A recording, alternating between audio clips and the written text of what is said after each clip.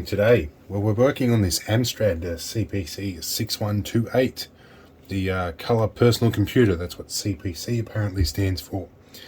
This was donated to me by the late and great Ken Anderson. He was a close friend of mine who's no longer with us. The last tribute build I built, he actually died the day before I finished it.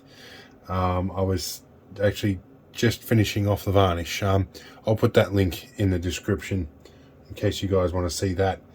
Anyway, this one, these use a CF2 floppy drive system, not a standard 3 1/4 inch or 3.5 inch.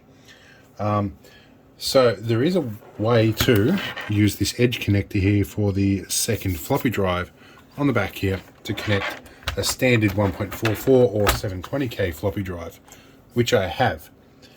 What I don't have is the 34-pin edge connector, the old floppy drive cables. I've got loads of ribbon cables, but none with the edge connector anymore. So I've put out a call to see if I can find some, but I may have to strip off one of these connectors off the board to make that happen. In the meantime, I really want to give this a bit of a cleanup. So I have actually already undone the screws here. So let's get this open and have a look inside. We'll fold over here, and we can see they're a fairly basic design. Your keyboard, your motherboard, and your floppy drive, all pretty similar or simple. The edge connectors here are a bit dirty. I had a rat problem in my shed and they've started to cause some damage to this, so I'm getting this out now while I can. Anyway, I'm going to clean these edge connectors up and we'll jump to that bit. Now, cleaning the edge connectors is a fairly simple process. I'm using some circuit board cleaner. I give them a bit of a squirt and a scrub. Now hopefully the other end of the contacts is as easy to clean.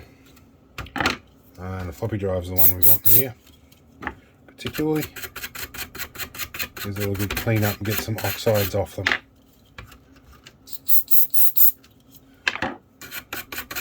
Alright, we'll scrub the other side of the board, but we'll do that off camera because it's a bit tricky to get that angle. And then we'll see what we can do. Alright, so the Amstrad is cleaned up. You might be wondering why I'm looking at this old board.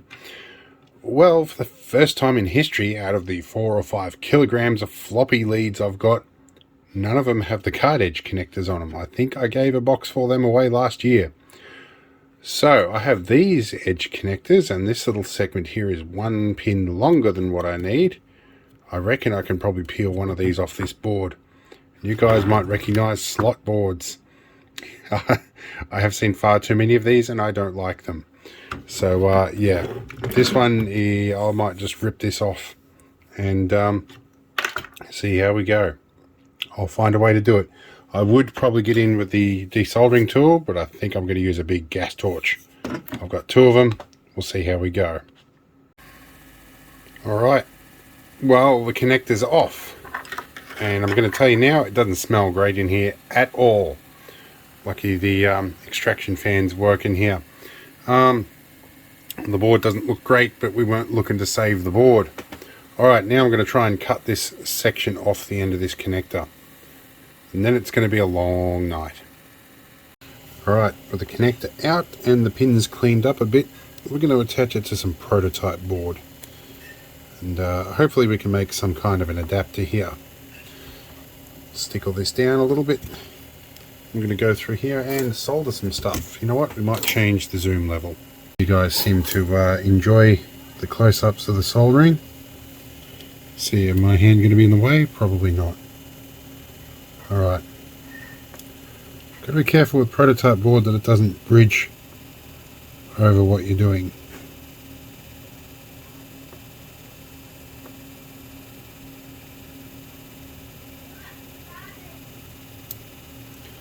Probably hear my apprentice in the background. Lockdown days, we're all stuck in the house together.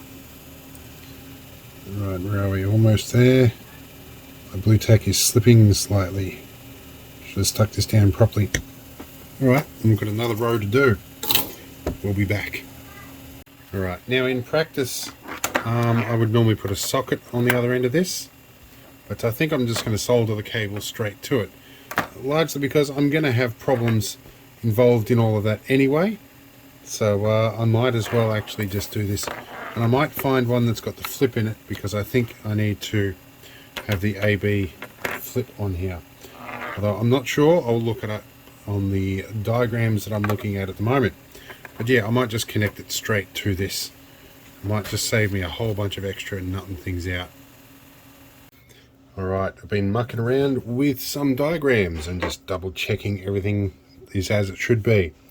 So I've worked out that the side that I'm going to be facing it, I'm going to be plugging in with the board up this way, which means I'm going to be doing starting at pin 2 on the top and pin 1 on the bottom, and that means the red wire on the side of this floppy drive is, or floppy cable, is pin 1, and I need to clean that cable. It's got a bit of rat crap on it. So yes, that will all line up nicely, and I can work my way across from that. I know how I'm going to wire this up. So this I'm going to solder directly to this, and I'm going to glue the ribbon cable down here once I'm done.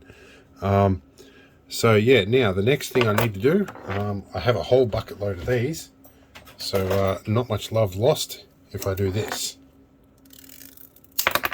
Right, so now I've got to strip all these ends off and start from the red wire and work my way across.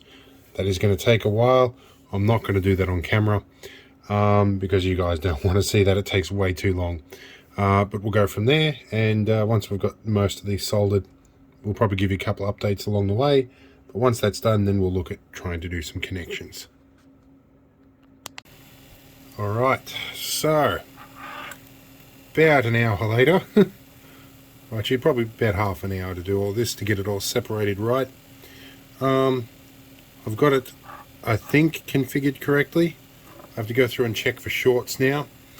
I'm not sure what to do with these extra pins. They sort of hanging off the end here. And this last row won't be used either.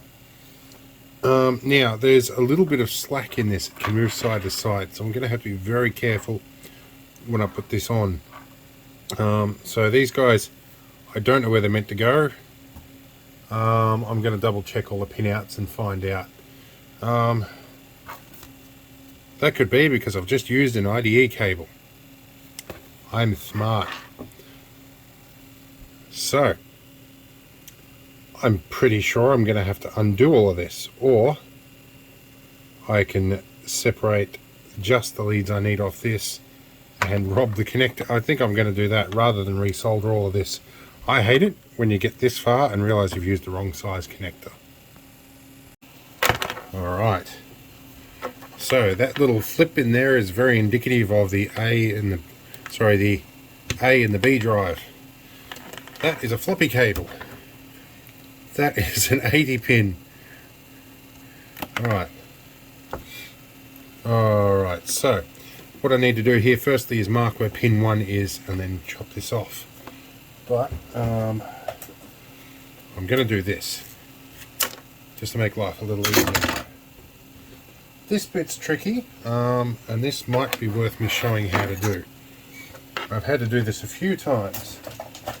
Now, permanent marker.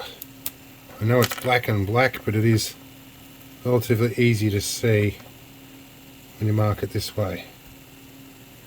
Mark pin 1 right there. Now, we need to lift up these 2 clips on the side, although some of these are a bit variable. Lift that side up. This little spudger is magic. Then we lift this side up and we can pop the top off. We can fold this out.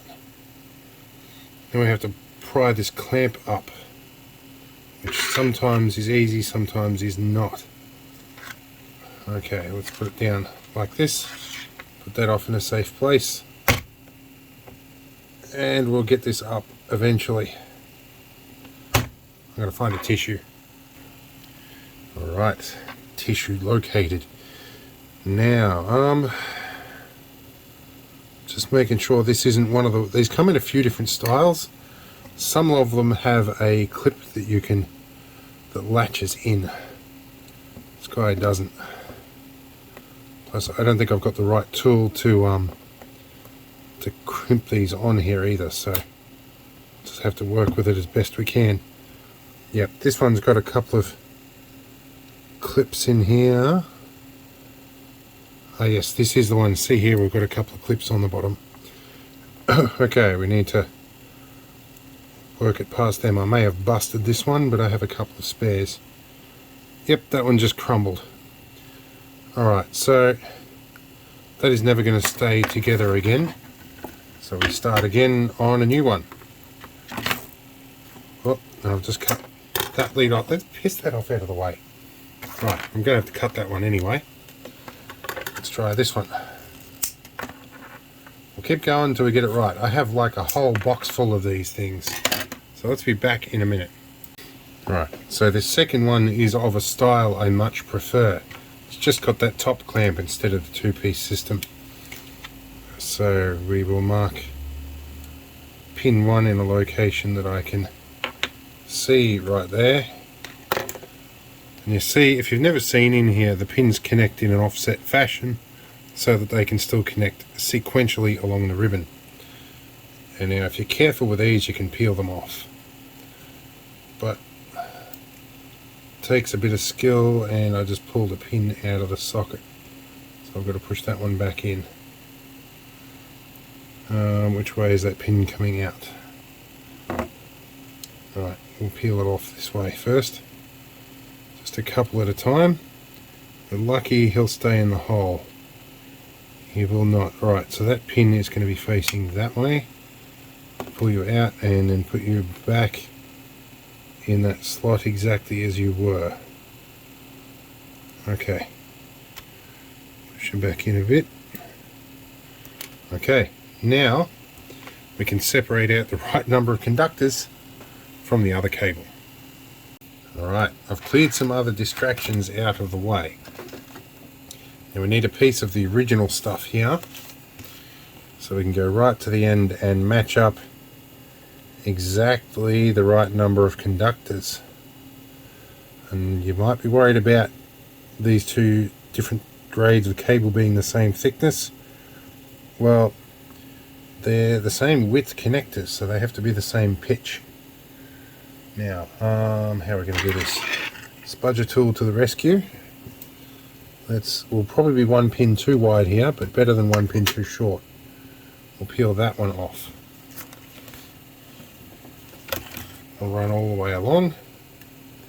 That should peel off those ones, which is good. I'm not sure where you're supposed to go. I'll leave that a little bit longer. Chop that one out. Now let's see if I'm the correct width yet. I think I am one too long. Maybe. Let's have a look here. Let's feel how the original should slot into there. Should slot in there very snug. Tiny little bit of slack. This is fitting in here snug with no slack.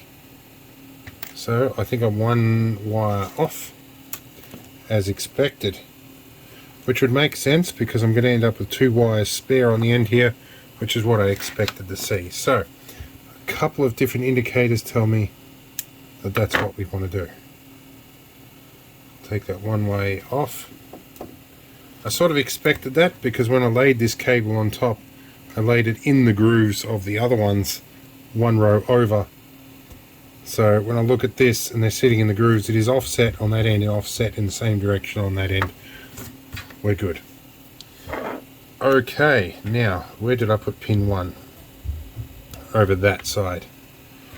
So now pin 1 is going to go over that way. So pin 1 is indeed in that direction. I'm going to drop you in here. Now you need to get this nice and parallel. Now this is where you need something to squash it with. Now, right, one thing I didn't prepare earlier was a squashing tool, so let's hope this spool of wire does the job.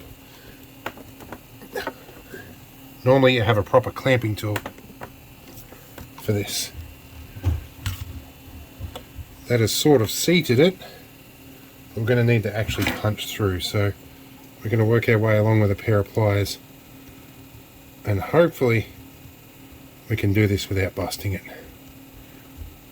This is always the tricky bit. Oh, and I just busted the clip. So I got to find another one. Alright, so we've got our connector on. I had to put a little bit of glue here because I buggered it up, but we got it on there.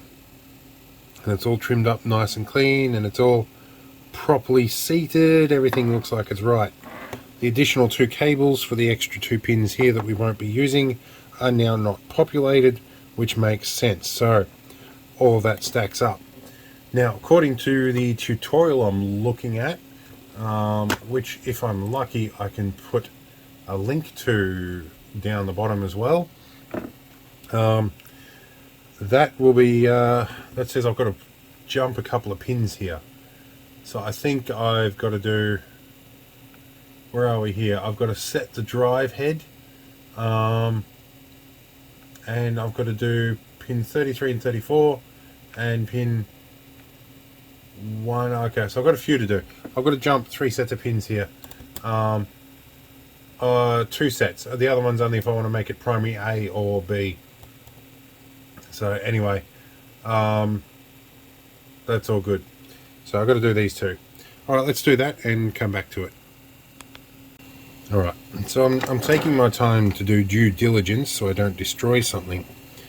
Now, let's look at the tutorial. It says that I need to connect pins 31 and 32 and 33 and 34, but it's showing that I should connect the pins on the red side, and that's pin 1. Now that is kind of interesting, unless I've got this sort of mirrored the wrong way, and it should be going the other direction. This tutorial leaves out a few key details that I'm going to need to do this. Alright, give me a bit of time to check this out. Alright, so I have double and triple checked everything, and it would appear to me they've just simply got the pin numbers wrong. According to the diagram and the orientation of all the connectors and everything, I'm pretty sure it's pins 1 and 2. I'm nervous about doing this because whenever I do things like this, stuff breaks, but I think I will make sure that I connect this without anything in the drives first, before this happens. And I'm going to have to figure out how to power the drive as well. So let's trim these appreciably short now that I've tinned them, and we're going to tack on a little loop in under here. Let's have a look here. Like all these old things I do, I end up having to make stuff to make it happen, and I invariably end up making people angry. Shades of the Amiga video, which I'm still waiting till April till I can get a chance to shoot that. COVID keeps saving it. Alright, so I've got to do that loop, and I've got one more to do, so we'll be back when I've done that. Alright, now it's time to check for shorts on adjacent pins. So we're just going to go across all the adjacent pins here, make sure that we don't have a short that we can't see. And if we do have a short, you'll hear a beep. Or only if I'm actually touching the pin, I guess. So I think we're pretty good. We'll work our way across all of these, see what we get. Okay, yeah, I am making contact. That's right. Let's move along one pin each time. We'll do the same for the other side. Alright, let's do that off camera. Alright, we don't seem to have any shorts between adjacent pins. Let's try the ones that should be shorted. You and you. Alright, so now I'm going to check a pin out and make sure that those pins that I'm shorting aren't something stupid like 12 volt to ground or something. So let's do that. Alright, so I plugged everything in to test run with the floppy drive disconnected, and it's not firing up. As best I can tell, my power switch is not working, so we'll work on that and then we'll come back to it. Alright, so I fitted an auxiliary power switch just hanging off the terminals, and well, we're up and running. How's this Windows 10? CPC's faster than you by a long shot. Alright, so sorry about the horrible strobe there, we'll have to deal with that. But anyway, let's see if I can get this drive working. Alright, so now it's floppy drive time, which means we need to clean up this panel a little bit, get rid of the extraneous stuff. This is my test panel that I can run everything on, including little lights and everything like that, with these little 2-pin banana plug connectors. So we want to check our volts for a minute. Oh, backwards voltage. 12.3 is good. We're not using 9, we're going to use our 5 volt output. 4.96, it's a little bit off. I put a voltmeter inside this package as well. So for our 5 volt side, that is 5 volts, and the yellow is 12. I will double check that, even though I'm pretty sure I've got it right. And apparently my power lead is a smidgen short, but it will plug in. I'll find something to prop that up on. I was going to need to do that anyway. Alright, so it's a floppy drive power sorted. Hopefully that's got an LM7805 with a heatsink on it, so hopefully about 1.5 or 2 amps that it will do should be enough for the 5 volt side. This is unregulated off the house battery, which is I'm doing this at night because it's a nice even 12.3. If I was to do it during the day, it could get as high as 14.5. So now this is a Panasonic drive, and I have put a mark on here for pin 1, and that notch goes downwards, so all those indicators tend to match up. The mark that I've left on there for pin 1 and the notch at the bottom. Panasonic drives were notorious for having the connector the wrong way round on them, or sorry, the opposite direction to most normal drives. So I'm always careful with a Panasonic drive to double check that. This I'm going to have to be ultra careful with. So let's get our extra tools out of the way and get our CPC over here. Alright, and here we are at smoke test time. Okay, so we want to turn our main lights off.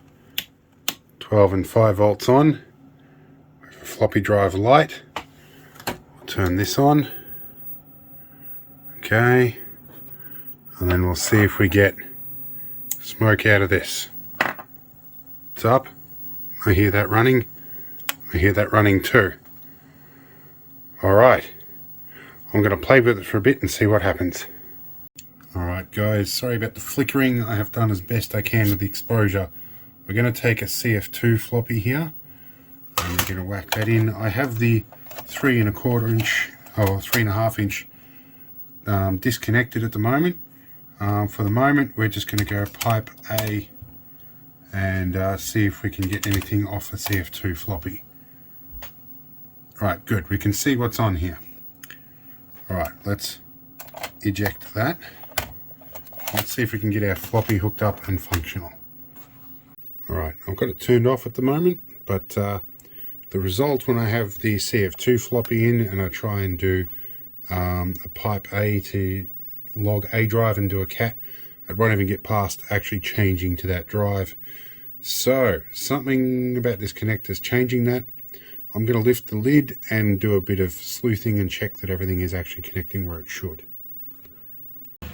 Alright, so it got a little bit warm in here, so I've had to put the air conditioner on. But you'll note I lifted the lid and I aligned this connector visually with the lid off.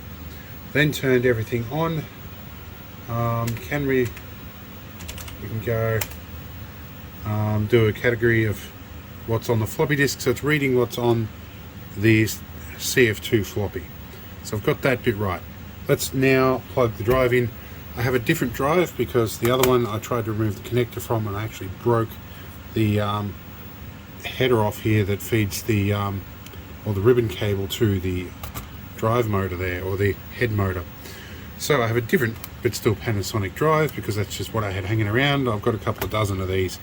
So let's turn this off, plug our drive in and power it up and see what happens. I might need to use the drive switch jumpers. We'll find out, because they might be trying to be two A drives. So we'll do U. Let's turn 5 and 12 volts on, and now let's turn our CPC on. Let's do cat, because it'll default to the A drive. Let's see if we get anything out of it. Alright, I think it's confused because we've got two A drives. I may need to use the cable select jumpers. Alright, getting closer.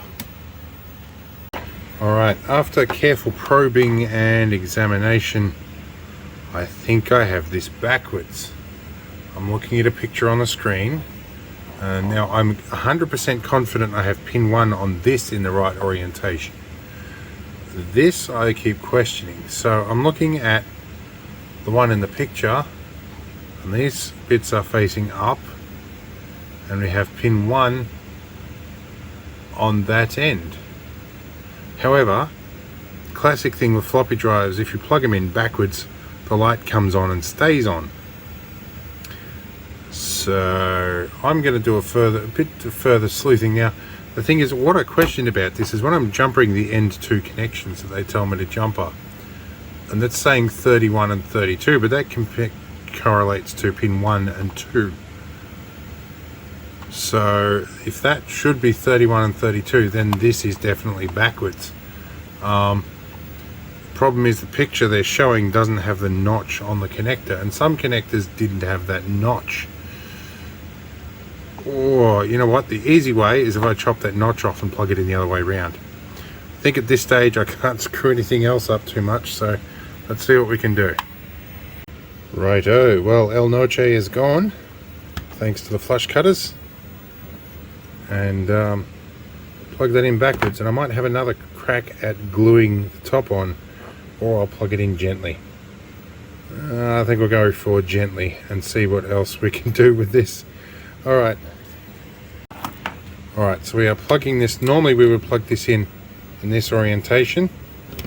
We are going to do what feels slightly wrong here, but always happened with these Panasonic drives. I used to get them backwards all the time. I'm going to push this in gently to give me a half a chance of getting it out again.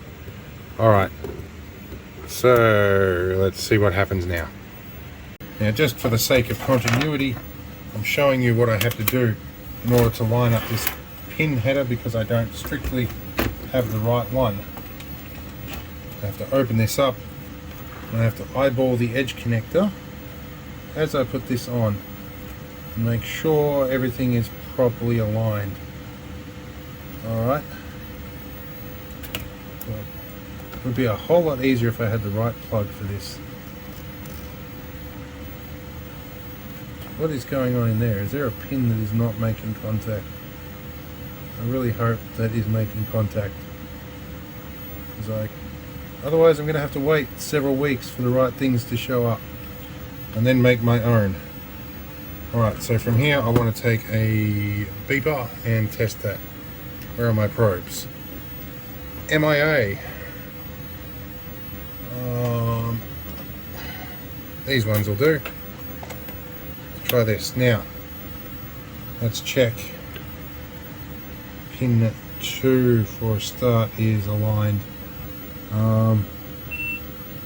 Alright, that is good. We're the right way around, I hope. Let's try this again. Alright, so before I do much else, I realized I had cut a couple of my jumpers here. I need to reinstate them. And yes, they should still be on the correct side, I hope. I'm not sure if it's pin 33 or 34 for the floppy, or pin 33 or 34 for the drive. Well, either way, they're using the red wire, so let's go with this end. I'm confident that's right. Here's my soldering iron hot. I actually, one fell off. So this one apparently we need to. The other one is apparently optional to use the second head. I'll be just happy if I can get partially working at this stage. Oh, now I need my tweezers because it's past the time of night where I have dexterity anymore. And my tweezers have gone MIA. This is the time of night where I start to lose my shit. Alright, one moment. Alright, let's move our spray and wipe out of the way because we're not doing that.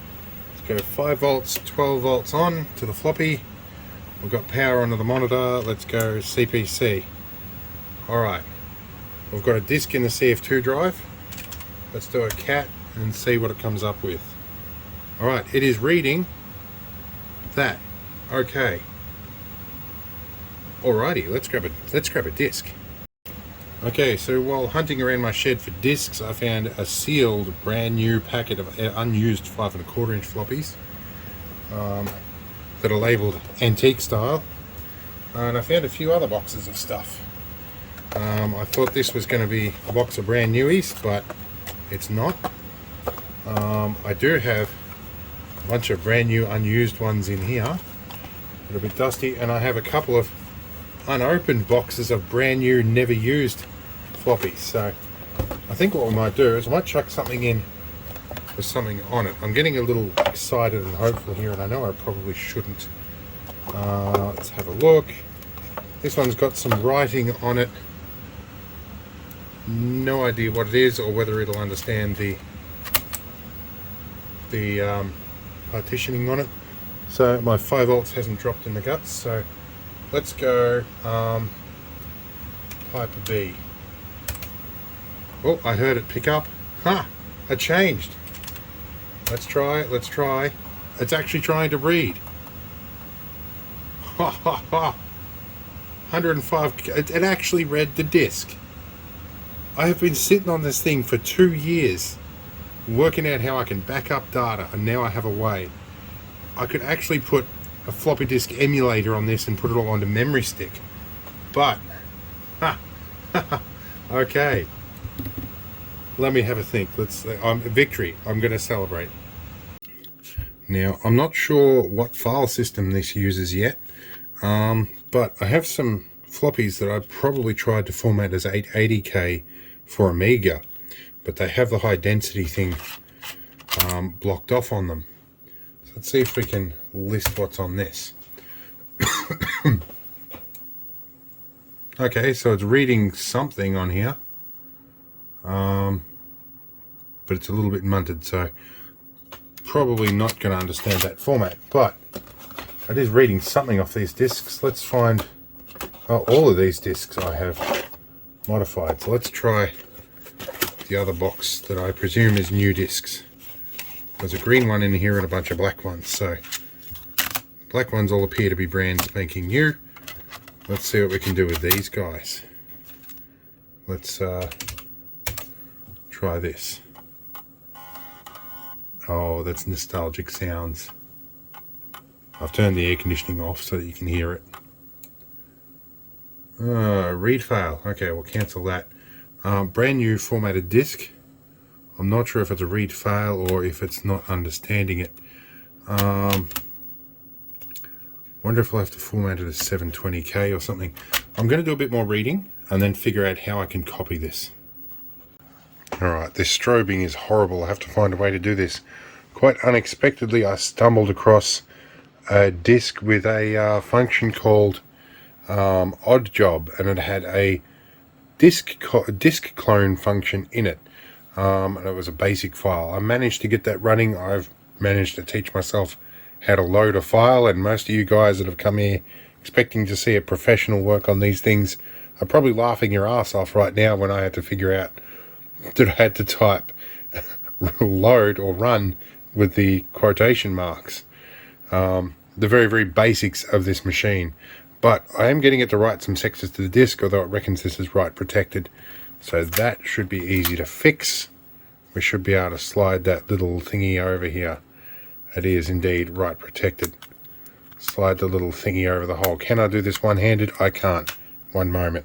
Alright, let's see, now that it's not write protected, let's retry. See, so it looks like it's going to read a bunch of sectors into RAM and then copy a RAM load to the disk at a time.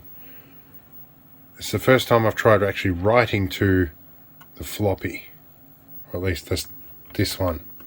So it should be reading from this guy, and I should start trying to write to that one soon. Apparently this can copy corrupted sectors and non-formatted disks and all sorts of stuff. So it'll be interesting to see if it actually works. I am noticing that there's a bit of activity between them. Oh, and I'm hearing this actually write something. Oh no, so it's writing. Okay, it is actually copying data. Okay, another victory. We're copying data. Excuse my excitement in the background here, but this is something I never thought I'd get to see. Now, I did repair this a while ago, the 12 volt regulator, and it had blown in the monitor, and I had to pull that apart and fix it. There is a video on that as well, which I will also stick in the description. There's going to be a few links below. Anyway, let's sit back and watch this happen. Alright, it seems to think that it's right, and it's written 39 tracks and it's complete, asking if I want to copy another disk. I'm going to leave that where it is for the minute. I'm going to plug this guy in. Now, this guy is notoriously finicky, but if I'm really desperate, and I think what might be the case in there is there might be a standard floppy connector to a drive in there, I might be able to pull that apart and plug into the back of this. We'll see. But I'm going to try straight in this drive first and see what happens. Alright, so the drive works. I've got a blank disk in there that is already formatted to 1.44 meg. It understands that. The one that I just copied stuff to, it doesn't, but that could be down to the format. Now, I might get away with running Linux off a live USB because I haven't bothered to install it as a secondary yet. And I'm going to yawn behind the camera because I'm really tired now. This has been an all-day, all-night project. So, I'm going to try one more disk copy across to this guy. And we'll see if it reads. I know that disk reads in this drive, but it could be that the file system or the formatting that they're using is not accessible by Windows. Surprise, surprise, it only understands a very small number of file systems. That, or I might be able to run a live Linux. I think I ran like a puppy Linux or something years ago within Windows, and it would understand all those formats. I'll come up with a way to make it work anyway, but let's see if it changes the file system. So we'll pop this disk out. We've got our disk copy program already in RAM. So let's find one of the other disks. Give me a moment to pick one. Alright, we found this one.